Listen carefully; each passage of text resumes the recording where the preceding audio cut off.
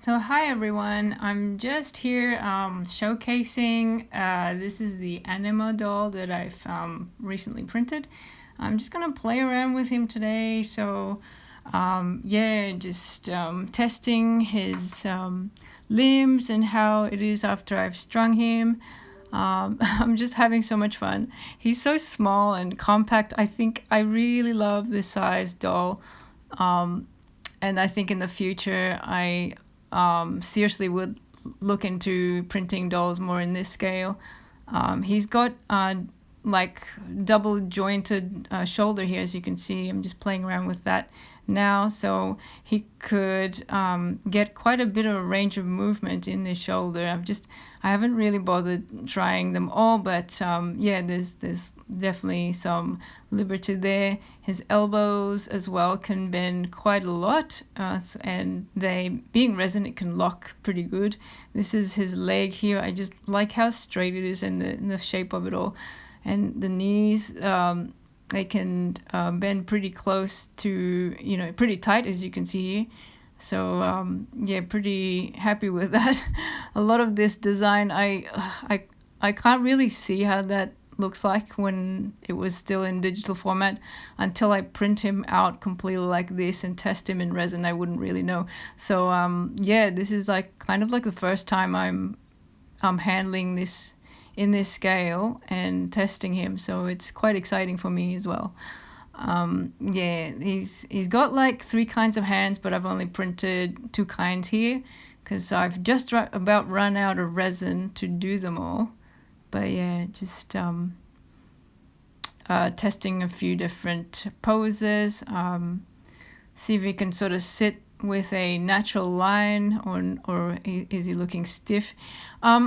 I'm not really concentrating on posability for all my dolls. Like, to me, I just want a little bit of posing ability and a little bit of the aesthetic. So like, to me, it's more important to achieve a 50-50 ratio, if you like good to look at and then some posability. I don't want him to be like a complete ballerina acrobat.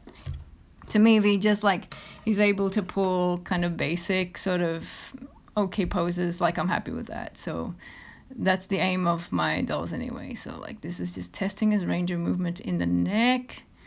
Yeah, also, like, if you're wondering, he's got that horn. He's supposed to be a unicorn, sort of like changeling, so he's got that funny horn going.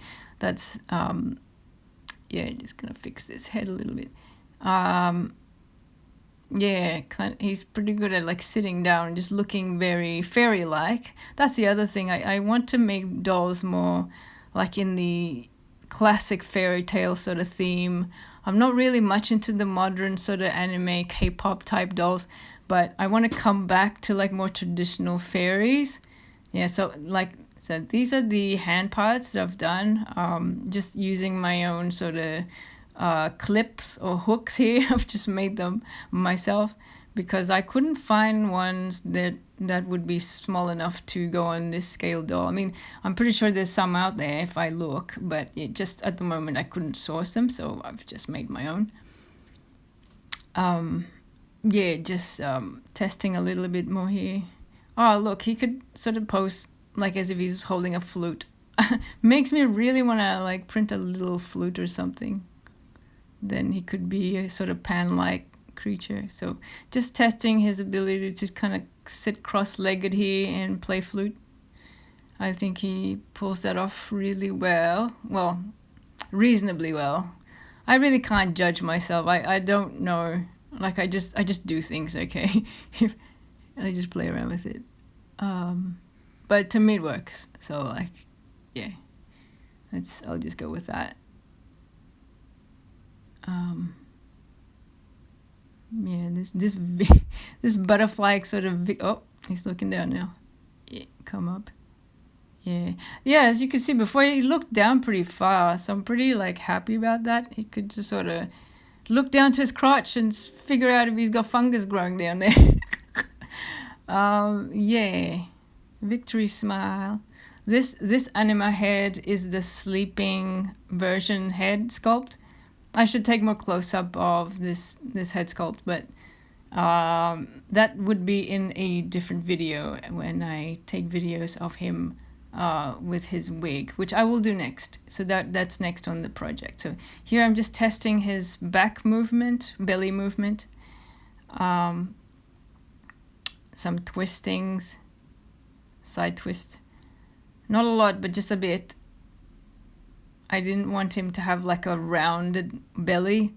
I do want him to have like a sort of flat torso. So yeah, here he's definitely capable of hugging his knees and like looking far down. So if I want to pose him like he's like shivering cold, that's definitely 100% possible. And he's just like hunching right down. So you see, yes, you see here. I really like dolls that can pose like this. It's just they can then snuck into your bookshelf, you know, in between books, and look really cute sitting down like that, just like a book fairy. So yeah,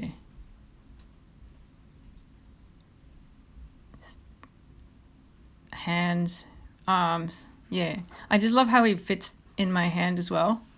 Like this size doll, definitely I'm a big fan of this scale.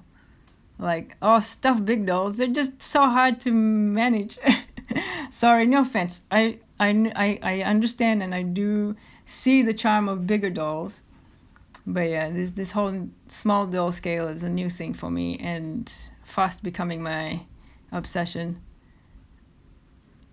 The challenge, I guess, with small dolls, possibly, but not becoming so, it's finding accessories and painting them at such a small scale. But I think those are becoming minor issues these days. A lot of people are doing commissions for this scale doll. A lot more are being produced, and in terms of paintings and techniques, I think a lot of people are overcoming that with equipment and technology these days. Like, that's not so much of an issue. And I think airbrushing a doll of this scale would be so much easier as well, and to achieve like skin textures and things like that. So I really can't see accessories as something stopping me from collecting this size dolls, especially given the magnitude of benefits that I can get from this scale doll. Now that I see it, like it's so handy, finding storage facilities so much easier, finding boxes, packaging, and things like that. And the fact that they're small, I don't know, to me, smaller things look so much cuter, just because they're miniature. Like when you when you go into a shop and you see a miniature dollhouse, the charm of it is because they're so minuscule and they're so out of scale with our own that they're, yeah. So here I'm just demonstrating he could sort of strike that pose where he's just like on one knee and looking down and holding that up. Yay. This one is another favorite pose of mine. Like, sire, I defer to you. So yeah, as I was saying, this scale has got a lot of benefits.